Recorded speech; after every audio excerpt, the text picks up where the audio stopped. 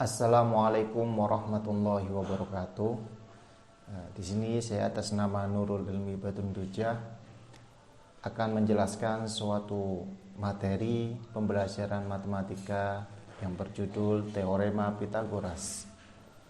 Baik, sebelum kita mengetahui apa itu Teorema Pitagoras, pengertian dan definisi Teorema Pitagoras, kita harus terlebih dahulu mengidentifikasi segitiga siku-siku. Jadi kita menggambar segitiga siku-siku agar kita nanti diidentifikasi bagiannya masing-masing. Teorema Pitagoras, teorema yang satu, untuk siku-siku dengan dua kaki A, B, dan sisi miring C, jumlah kuadrat kaki sama dengan kuadrat sisi miringnya. Akan terbentuk menjadi A kuadrat ditambah B kuadrat sama dengan C kuadrat.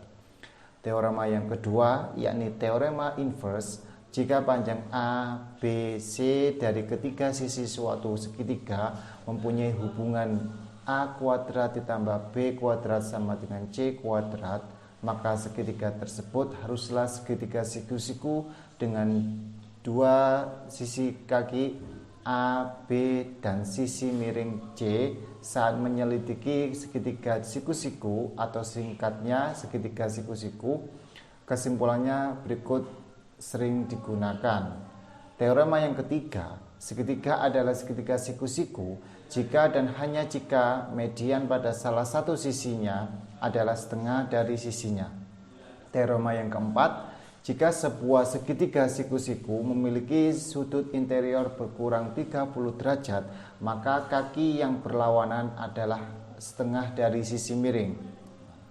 Inilah segitiga sudut kanan. Di situ AC sisi miring, kemudian AB dan BC merupakan sisi siku-siku. Dan sudutnya tersebut pada sudut B menunjukkan sudut siku-siku.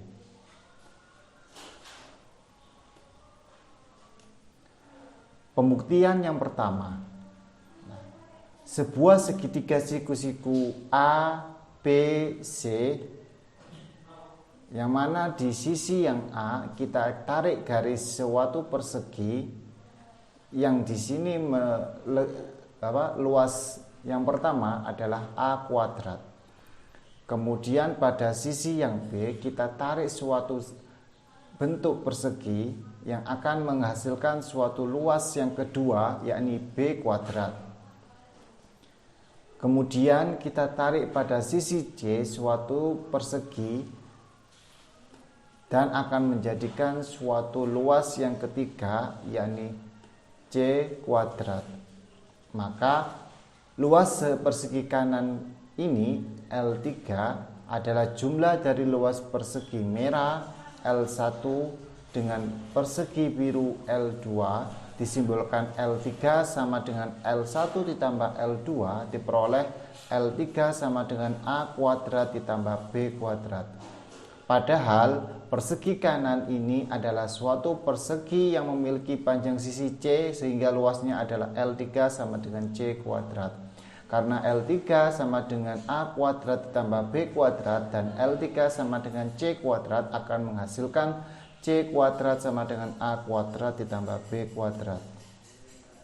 Jadi C kuadrat sama dengan A kuadrat ditambah B kuadrat, atau dengan kata lain, untuk segitiga siku-siku berlaku kuadrat sisi miring sama dengan jumlah dari kuadrat sisi-sisi lainnya.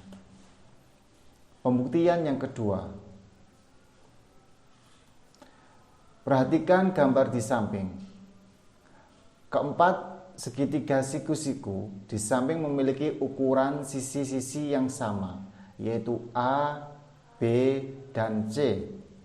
Dapatkah kalian menghitung luas persegi abu-abu di samping? Ya, luas persegi abu-abu di samping adalah L sama dengan C kuadrat.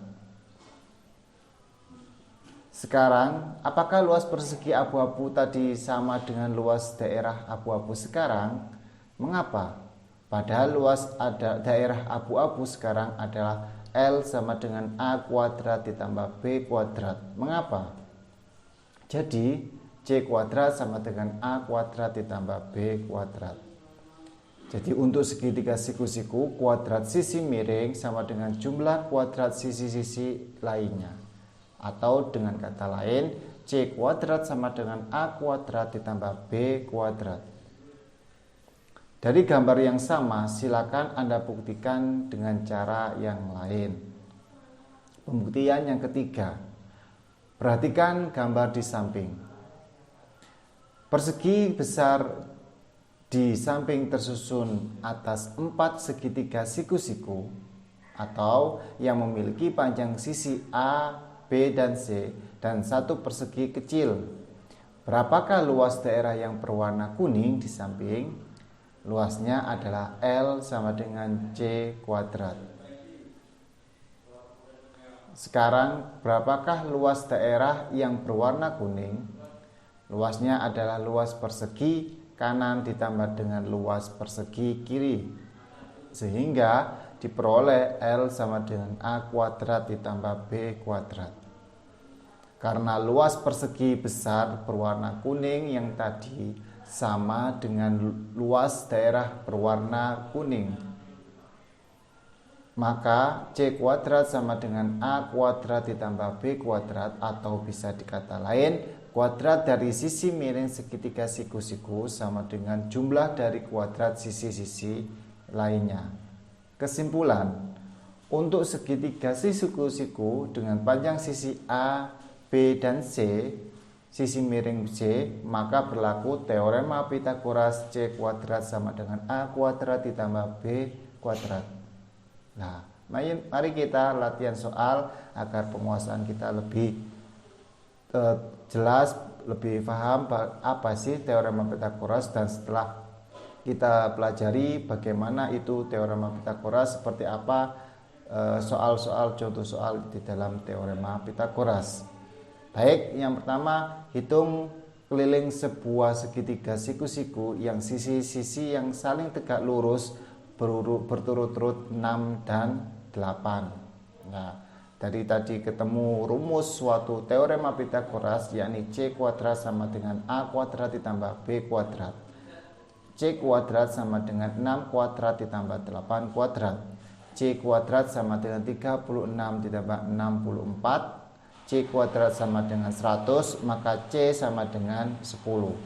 Keliling segitiga 6 ditambah 8 ditambah 10 sama dengan 24. Soal yang lain, soal tantangan. Yang pertama, jika setiap sisi segitiga memiliki panjang yang merupakan faktor prima dari tahun 2001, berapa banyak segitiga yang berbeda? Yang kedua, diketahui bahwa dalam segitiga siku-siku, panjang salah satu kaki sudut siku-siku adalah 11 dan panjang kedua sisi lainnya adalah bilangan bulat positif. Cari keliling segitiga. Yang ketiga, pada segitiga ABC dengan siku-siku di A terdapat titik D dan E, sehingga AD sama dengan BE sama dengan EB. Jika panjang CD sama dengan akar 221 cm dan panjang CE sama dengan akar 521 cm. Hitung luas segitiga ABC. Baik, untuk solusi jawaban yang soal yang pertama, sejak 2001 sama dengan 3 kali 23 kali 29, sehingga segitiga dengan panjang sisi berikut adalah 3 kali 3 kali 3, 3. Yang kedua 23, selanjutnya 29, 29, selanjutnya 3, 23, 23, 3, 29, 29, 23, 29, 23, dan 29. Maka terdapat 7 kemungkinan segitiga. Selanjutnya, solusi dari soal tantangan yang kedua, yakni dari kondisi yang diberikan yang kita miliki, n kuadrat sama dengan m kuadrat ditambah 11 kuadrat. N kuadrat dikurangi M kuadrat sama dengan 11 kuadrat. Nah, N kuadrat dikurangi M kuadrat ketika kita kuadratkan atau faktor kuadrat, akar-akar kuadrat menjadi N min M ditambah N min M dikalikan N plus M sama dengan 121, sama dengan 1 dikali 121 sama dengan 11 kali 11. Karena itu N min M sama dengan 1, N plus M sama dengan 121. Maka N sama dengan 61, M sama dengan 60, atau N min M sama dengan 11, N plus M sama dengan 11, N sama dengan 11, M sama dengan 0 atau tidak tersedia. Jadi kelilingnya adalah 11 ditambah 61 ditambah 60 sama dengan 132. Baik, untuk solusi yang ketiga dari soal tantangan yang ketiga, kita gambarkan suatu segitiga siku-siku A, B, dan C. Nah, maka kita terdapat titik D, titik E, kemudian kita tarik suatu garis CD, yakni mempunyai panjang akar 221. Kemudian kita tarik garis CE yang memiliki panjang garis akar 521. Diketahui panjang AD sama dengan DE sama dengan EB, maka yang mana CD sama dengan akar 221, CE sama dengan akar 521. Misal AD sama dengan DE sama dengan EB, kita misalkan suatu nilai X. Kemudian segitiga ADC dan segitiga AEC siku-siku di A. Dengan adanya teorema Pythagoras akan dicari panjang AC. Segitiga ADC yakni AC kuadrat sama dengan CD kuadrat dikurangi AD kuadrat. Segitiga AEC, AC kuadrat sama dengan CE kuadrat dikurangi AE kuadrat. Maka menghasilkan CD kuadrat dikurangi AD kuadrat sama dengan CE kuadrat dikurangi AE kuadrat. Maka di sini bisa kita tarik, kita masukkan nilai masing-masing. CD kuadrat dikurangi AD kuadrat sama dengan CE kuadrat dikurangi AE kuadrat. 221 dikurangi X kuadrat sama dengan 521 dikurangi 2X kuadrat. 221 dikurangi X kuadrat sama dengan 521 dikurangi 4X kuadrat. 4X kuadrat dikurangi X kuadrat sama dengan 521 dikurangi 221. Maka 3X kuadrat sama dengan 300, X kuadrat sama dengan 100, X sama dengan akar 100, maka nilai X sama dengan 10. Baik, AC kuadrat sama dengan CD kuadrat dikurangi AD kuadrat, maka akar 221 kuadrat dikurangi 10 kuadrat. 221 dikurangi 100, maka 121.